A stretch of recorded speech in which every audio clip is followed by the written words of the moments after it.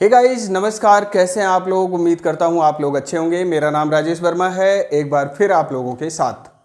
दोस्तों, आज मैं जीएसटी में नॉन फाइलर्स के असेसमेंट को लेकर कुछ डिस्कस करने वाला हूं कि मान लीजिए कोई पर्सन जीएसटी में रजिस्टर है और उन्होंने अपनी रिटर्न्स वगैरह, जो जीएसटी की रिटर्न्स वगैरह हैं, वो प्रॉपर तरीके से फाइल नहीं करते हैं। ठीक है, जो सेक्शन 39 में प्रेस्क्राइब टाइम लिमिट है, उस टाइम लिमिट में वो अपनी रिटर्न को फाइल नहीं करते, या नॉन फाइलर हैं, यानी कि कंटिन्यूअसली वो फाइल नहीं कर रहे हैं अपनी जीएसटी रिटर्न। तो ऐसे लोगों पे डिपार्टमेंट किस तरीके से एक्शन लेती है, उसके ऊपर हम आज यहाँ पे चर्चा करने वाले हैं। उम्मीद करता हूं ये वीडियो आपको अच्छा लगेगा और अंत तक बने रहिएगा, क्योंकि इसमें बहुत सारे ऐसे रजिस्टर्ड पर्सन है जीएसटी में जो अपनी जीएसटी रिटर्न को फाइल नहीं करते और उनको ऐसा लगता है कि हम फाइल नहीं कर रहे हैं तो कोई दिक्कत वाली बात नहीं है। ऐसा कोई जीएसटी डिपार्टमेंट से कोई ऐसा एक्शन वाली बात नहीं है। तो इस मिसकंसेप्शन को थोड़ा सा मैं रिमूव करना चाहता हूं लोगों के माइंड से। तो वीडियो के अंत तक बने रहिए और इसे अपने दोस्तों तक जरूर स्प्रेड करिए, फैलाइए इसको। जो लोग जीएसटी में रजिस्टर्ड पर्सन हैं उनके लिए भी शायद ये काम की बात साबित हो जाए। हो सकता है उनके भी माइंड में कुछ इसी तरीके की मिसकंसेप्शंस अगर हैं तो वो रिमूव हो सकती हैं। तो आइए आगे बढ़ते हैं और जानने की कोशिश करते हैं कि जो जीएसटी में रजिस्टर्ड पर्सन है और अपनी जीएसटी रिटर्न को वो फाइल नहीं करते हैं, यानी कि नॉन फाइलर्स हैं, तो उस पर डिपार्टमेंट किस तरीके से एक्शन लेती है। तो आइए वन बाय वन करके हम उस पर डिस्कस करेंगे।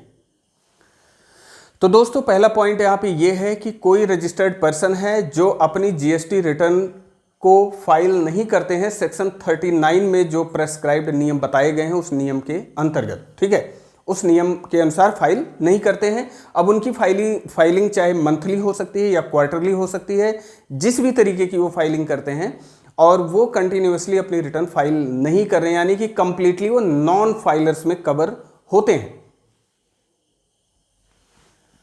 तो गाइज, ऐसे लोगों को जीएसटी डिपार्टमेंट क्या करेगी, सेक्शन 46 में वो एक नोटिस सर्व करेगी और उस नोटिस में वो आपसे रिक्वायरमेंट रखेंगे कि भाई 15 डेज के अंदर ये सारी रिटर्न्स अपनी फाइल कर दो। तो पहला स्टेप यहाँ पे आप समझ गए। सेक्शन 46 में आपको डिपार्टमेंट ने नोटिस जारी किया और उसमें डिपार्टमेंट ने आपसे रिक्वेस्ट किया है कि भैया 15 दिन के अंदर अपनी जीएसटी रिटर्न को आप फाइल कर दीजिए। उसमें ये नहीं कहेंगे कि हम ऐसा कर देंगे, वो सिर्फ आपसे कहेंगे कि आप अपना 15 डेज के अंदर अपनी रिटर्न्स को फाइल करके ये जो भी तांडव चल रहा है इसको खत्म करिए। ठीक है, वो तो यहाँ पे मामला क्या बना, 46 का आपके पास नोटिस सर्व किया गया डिपार्टमेंट के द्वारा, जीएसटी डिपार्टमेंट के द्वारा, और उसमें आपको 15 डेज का टाइम दिया गया है। जो फाइल नहीं हुई है रिटर्न, उसे फाइल करने के लिए डिपार्टमेंट ने आपसे बोला है।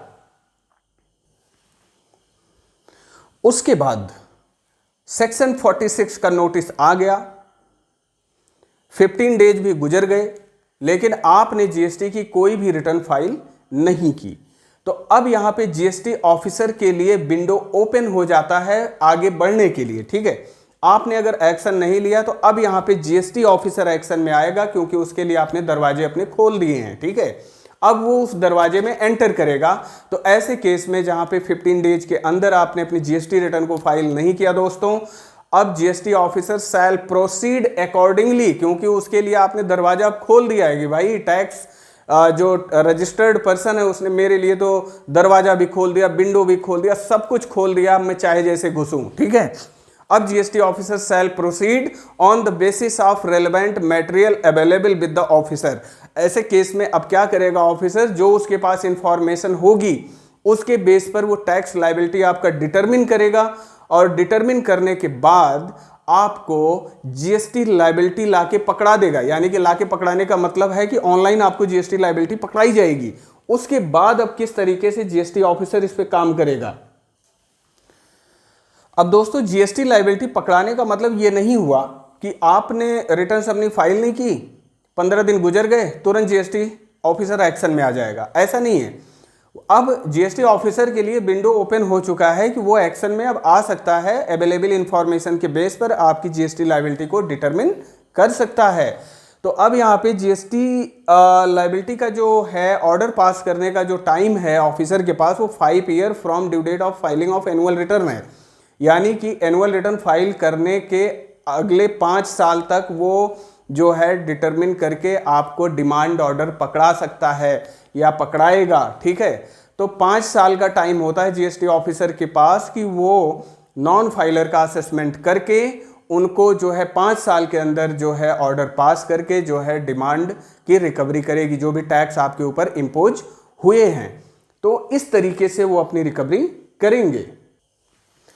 और दोस्तों आपको मैं बताऊं, जीएसटी ऑफिसर जो आपकी डिमांड लायबिलिटी जो है एस्टैब्लिश करेंगे अवेलेबल इंफॉर्मेशन के बेस पर, यानी कि बेस्ट जजमेंट असेसमेंट के बेस पर, वो DRC 07 में ऑनलाइन पोर्टल पे आपको लायबिलिटी वो दे देंगे। यानी कि इलेक्ट्रॉनिक लायबिलिटी लेजर में वो चीज़ आपके आ जाएगी जो कि आपको पेमेंट करनी पड़ेगी, और वहाँ पे टैक्स के साथ साथ इंटरेस्ट भी होगा, पेनल्टी भी होगी। ठीक है, तो ये तीनों चीजें वहां पे इन्वॉल्व होंगी। अगर आप रेगुलरली अपनी रिटर्न को फाइल करके आप टैक्स को जमा कर देते तो शायद केवल टैक्स ही आपको जमा करना पड़ता, लेकिन अब आपको यहाँ पे इंटरेस्ट और लायबिलिटी जो है आपको पेमेंट करना पड़ेगा। ठीक है, तो ध्यान रखिए DRC 07 में वो आपको आपकी जो पोर्टल पे इलेक्ट्रॉनिक क्रेडिट लेजर है उसमें वो सेट कर देंगे, और उस इलेक्ट्रॉनिक क्रेडिट लेजर में जाके आपको DRC 07 के थ्रू आपको लायबिलिटी पेमेंट करनी पड़ेगी। इस तरीके से रिकवरी डिपार्टमेंट करेगा।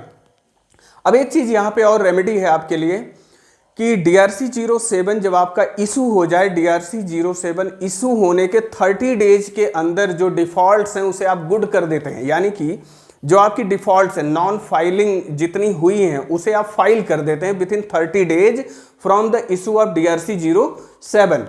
तो ऐसे केस में जो सेल्फ असेसमेंट ऑर्डर है, सॉरी बेस्ट जजमेंट का जो ऑर्डर है जीएसटी ऑफिसर का, वो विड्रॉ हो जाएगा। ठीक है, यानी कि बेस्ट जजमेंट अब यहाँ पे एक्शन में नहीं आएगा। यहाँ पे अब ये मान लिया जाएगा कि रजिस्टर्ड पर्सन खुद ही एक्शन में आ गया है, उसे अब अपने टैक्स की लायबिलिटी डिटरमिन करने दो, उसे अब पेमेंट करने दो, और बेस्ट जजमेंट असेसमेंट का जो ऑर्डर है उसको विड्रॉ कर लिया जाएगा। यानी कि आपके पास लास्ट में भी एक रेमेडी दी जाती है कि भैया DRC 07 अगर आपको इशू हो गया है, यानी कि इलेक्ट्रॉनिक क्रेडिट लेजर में आपकी लायबिलिटी चढ़ गई है, ऑफिसर के द्वारा चढ़ा दी गई है। ठीक है, तो उसके 30 दिन के अंदर, 30 डेज के अंदर भी अगर आप अपनी डिफॉल्ट्स को जो है गुड कर देते हैं, यानी कि अपनी रिटर्न्स जो नहीं फाइल हैं वो सारी फाइल कर देते हैं, उस पर टैक्स का पेमेंट कर देते हैं, इंटरेस्ट का पेमेंट कर देते हैं और पेनल्टी का पेमेंट कर देते हैं, तो जो ऑफिसर ने असेसमेंट ऑर्डर पास किया था आपके ऊपर बेस्ट जजमेंट असेसमेंट करके, वो असेसमेंट विड्रॉ हो जाएगा। ठीक है, कि अब जीएसटी ऑफिस से, यानी कि ऑफिसर तो एक्शन नहीं लेगा जब आप खुद ऑनवर्ड आके अपनी लायबिलिटी को डिस्चार्ज करने के लिए तैयार हो जाते हैं।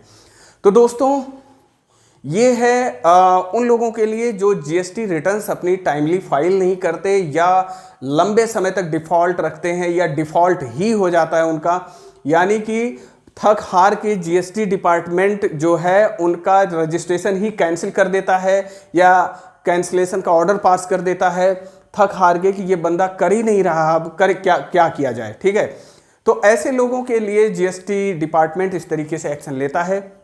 दोस्तों मैं बार बार इस चीज़ पे वीडियो इसलिए बना रहा हूं क्योंकि आने वाला जो समय है उसमें जीएसटी एक अलग तरीके से एक्शन ले रही है लोगों से टैक्स रिकवरी करने के लिए। ठीक है, अभी तो नॉर्मली देखा गया है कि जो इनपुट टैक्स क्रेडिट के मिसमैच हैं उन्हीं के रिगार्डिंग जो है अभी एक्शन ले रहा है डिपार्टमेंट, लेकिन आने वाले समय में इसके बाद और भी चीज़ों पे वो एक्शन लेने वाले हैं। तो बी प्रॉपर, बी गुड, अच्छा करिए, अच्छे तरीके से अपने टैक्स लायबिलिटी को डिस्चार्ज करिए, अपनी जीएसटी लायबिलिटी पूरी जमा करिए इंटरेस्ट के साथ, या पेनल्टी अगर इम्पोज है तो उसको भी जमा करिए, और इसके साथ साथ अपनी जो जीएसटी की रिटर्न्स हैं उसको टाइमली आप फाइल करिए। ठीक है, उम्मीद करता हूँ ये इन्फॉर्मेशन आपको अच्छी लगी होगी।